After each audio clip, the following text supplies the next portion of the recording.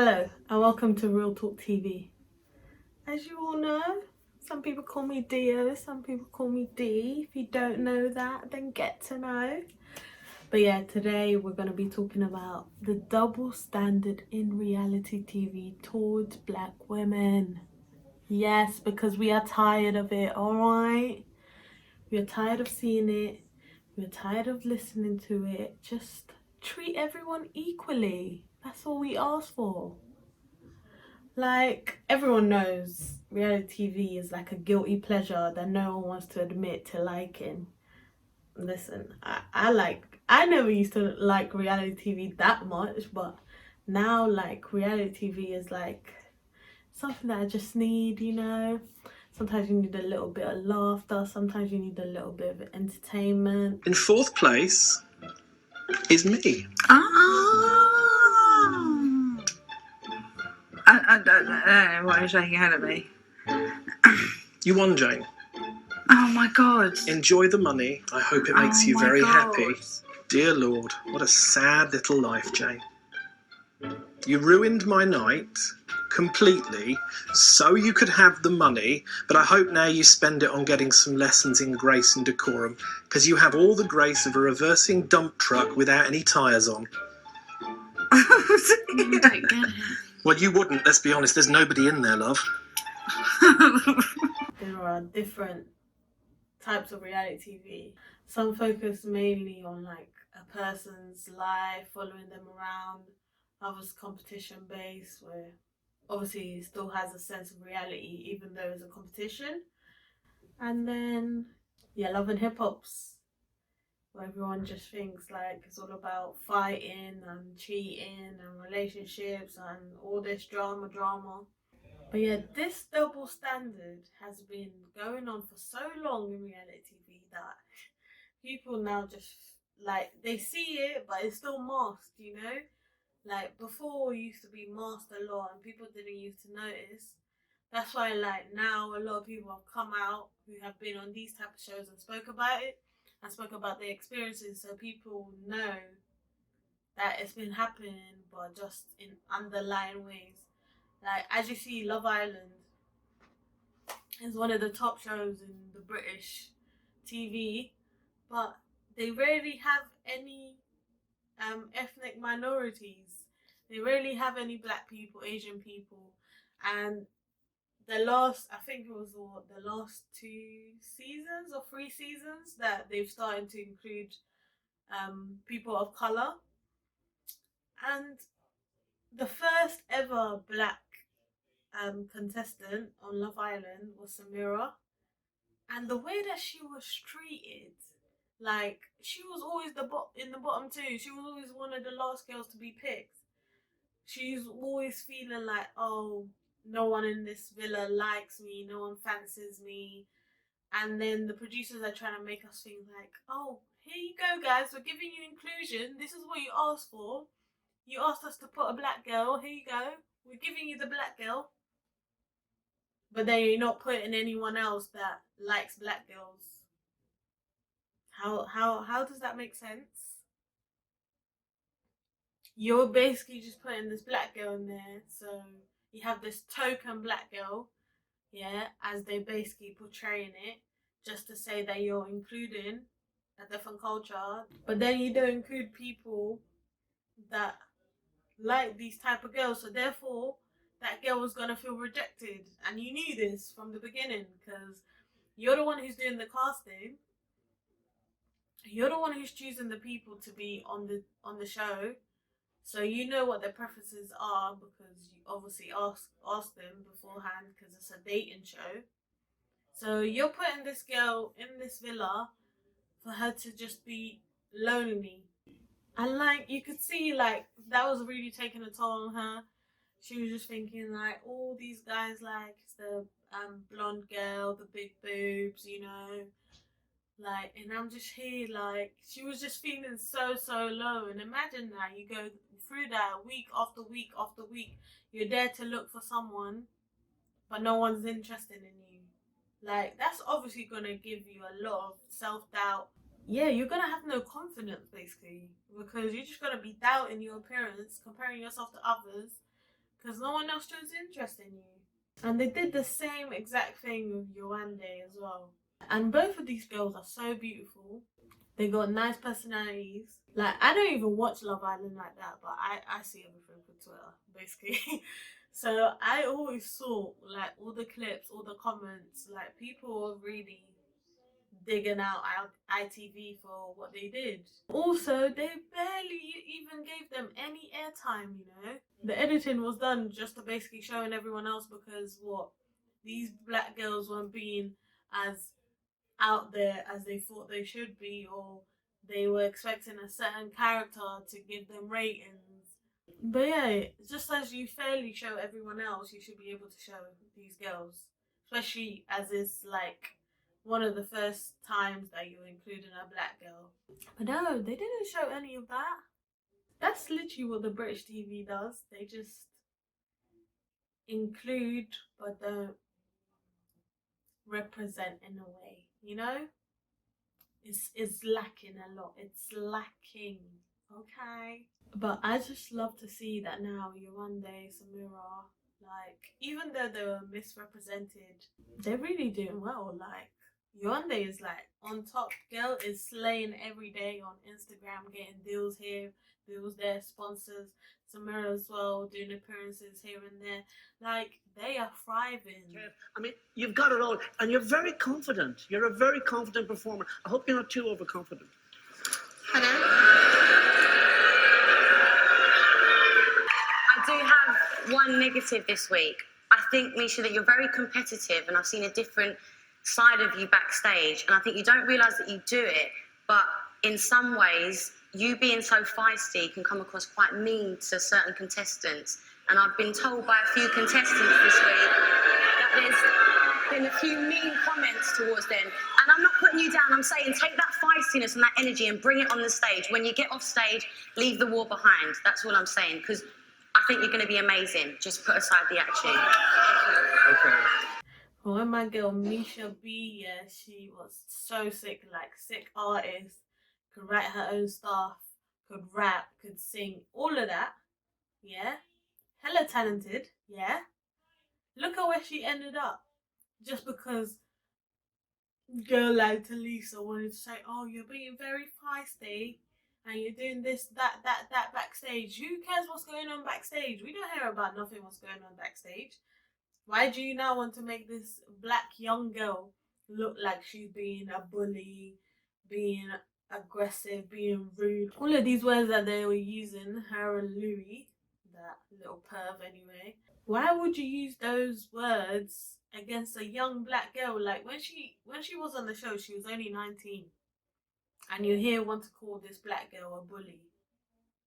Just because you see that she's thriving. Like, you see that she's better than everyone else. From when these judges made these comments, all she was getting was grief, backlash, you know, for her being herself. When she wasn't even doing anything but being herself. She even expressed, after so many years of experience to that, because she never actually spoke about it until now, till recently, that she felt like she wanted to commit suicide because she went into the house and no one was there for her. But this is the thing a lot of people don't understand. As soon as a woman wants to express herself, especially a black woman, why do you have to call her angry? Why do you have to call her aggressive? Why can't she just be a woman? Like, why do you have to relate those words to a black woman? Like, it's the same way as any other race does it. Like, a white woman, she can do and say whatever she wants, but she will never be called aggressive.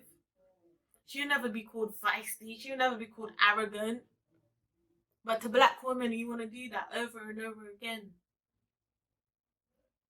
For what reason? There's a big audacity there for you to be doing this, especially to young black women. You don't know what that's going to do in the long run to them. You really don't know. Like Misha B, she has so much talent, but she basically just sunk because of the way that they acted towards her in X Factor, and she never did anything wrong. And the media just spun it until they couldn't spin it no more. Okay. First and foremost, I'm here to judge what I see tonight. I don't care what goes on backstage. I really don't. And we shouldn't be getting involved in that. We really shouldn't be. I mentioned earlier we're looking for an artist, someone to sell albums. There she is right there. Amazing vocals, great vision. Well done, Misha. You know what? We leave things backstage, but you brought it on stage and you brought it clean and clear and on fire tonight. I am so very proud of you. Continue to work hard and confident. You're supposed to be confident when you go on stage. But sometimes it's a competition. Sometimes people vibe other people out of Well, it. guess what? I think that some of your categories should actually get some confidence. Hey, one of my contestants has complained to me about Misha bullying her backstage.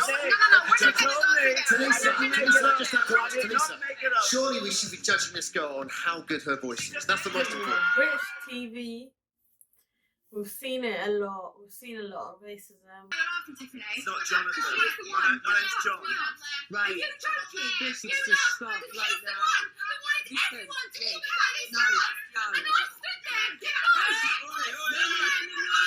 This is Big Brother. Could Megan go to the bathroom immediately?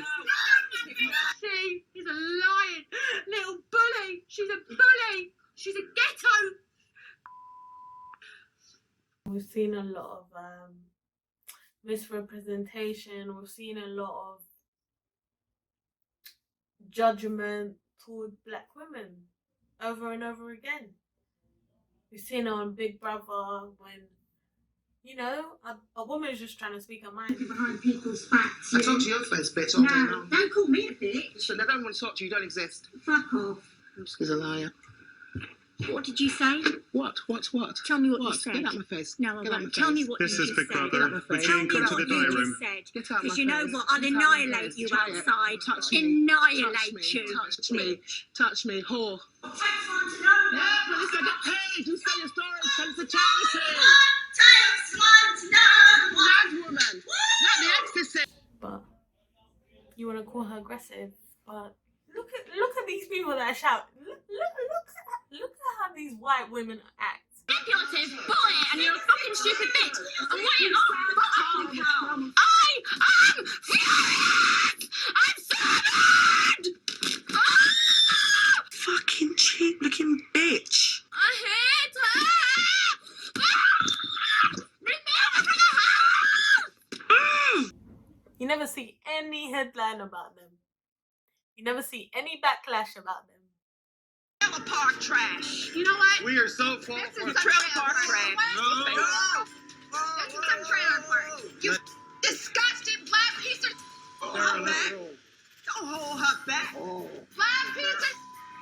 They don't actually gain anything as well. They're being assassination of characters for no reason. A black woman's opinion should not represent a whole community, because that doesn't happen with white women. Just because one black woman is angry about one thing doesn't mean that she's represented for every black woman. It's the same way, like, when I see on shows, like, oh my god, she's acting so aggressive. Oh my god, you're acting ghetto. Oh my god, you have no class. Like, girl, does this woman represent your whole life? No, she does not, okay? Who's too classy to fight? Who's too classy to argue? I don't understand. Any human being that was put in the position that a lot of them were put in would act the same way. They would have the same reaction. If someone's coming at you a certain way, being rude, getting in your face, you know, pointing fingers in your face, you're gonna get upset as well. If someone touches you physically, if someone physically harms you, you're gonna defend yourself as well. Does that make you wrong? Does that make you ghetto? No, it doesn't. My mom taught me if someone hits you, you hit them back. Self-defense, baby, okay? They need to stop this whole narrative. Like, black women, stop putting other black women down. Just because you're classy and poised does not mean the next black woman has to be the same, okay? We all have feelings, we all have emotions, we all deal with things differently. Just accept that. I'm trying to help No, your friend. no, You have not no, helped her in no, 20 years. no. Just get out of my face. Get out of my face. That's the second time. You know what? I'm sick of it. Ramona flies off the handle and whips a glass at Kristen's face. Who does that? You trash my friend with your husband. No, you know what? It's not. Just go away. Get out of my face. Get out of my face. Letter from my attorney. It's a letter of cease and desist. Go give it to my attorney. No, here's your letter, bitch. Touch me. I'll throw your skinny Go little ahead. ass in Show the me. pool. Prove it. Don't touch my daughter. Bitch. Oh, Oh, that hurt. you. Hey. Oh my god. I thought this was a classy party. Don't do that. Drink on me. Don't do that. You got way. Don't do that. Way of a drink. You know what? No, she. Oh my God! Who did that on you? I just want my dress. God damn it. $1,500. What the bitches? $1,500 is a waste of money.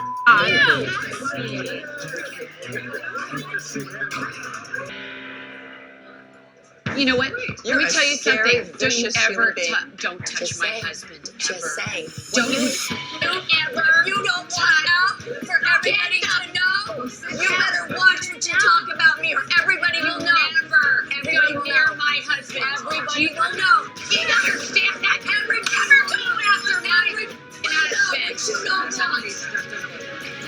Way below the belt. Hitler, what's next? Melissa speaking. Just shush. Vicky, please. Shush! You don't tell me to shush. What do you know? Shush! I'm not listening to you, Danielle. Done and done. He is a historic figure. Stop it, Danielle. You know her for 6 seconds. Stop.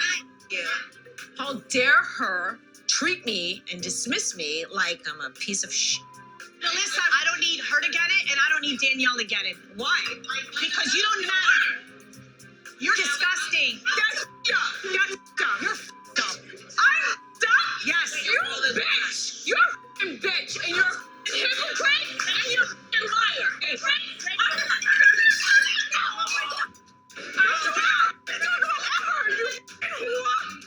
Sí, porque el padre dice que pagar esto. Vos no podés pagar. Oh my God. Ya. La sopa. La sopa. Oh my God. No, eso no. Ya, para. No, mija, te estás sangrando demasiado. ¿Qué estás haciendo? Así no se puede estar. Esto es ridículo. But yeah, there definitely needs to be some change. Some change in the representation of black women in reality TV. There needs to, this double standard needs to stop. Another thing I want to say is that more inclusion does not mean more representation, okay? Just because there's a lot of black people in one place or one show or whatever, does not mean that they're actually being represented in the right way, because look at the way they edit shows as well. There's a lot of things that happen that we don't see. There's a lot of things that happen and they're also over exaggerated. So we think of, oh my God, this is gonna happen, or how can she do this, act like that, you know? So editors also have a big play on this misrepresentation, okay? Editors, the creators of the show as well, they always have an agenda. They're always trying to use, you know, they're waiting for that one person to crack, or putting them in a certain situation where they know they're gonna crack or act a certain way. So, but yeah, I just want to give a big shout out to all these black reality stars and all these queens. You know, they're doing their thing. They're businesswomen. Like, they got it going on, boo. Okay? So I just want to give kudos to all of them. And I'll just say, just keep going. But yeah, thank you for coming for this real talk. Okay. Liberate your voice, okay? Liberate, okay? Liberate it, okay? Speak on it, okay? Don't be shy. And yeah, let's keep it real. Subscribe. Like. Share. Okay, thank you.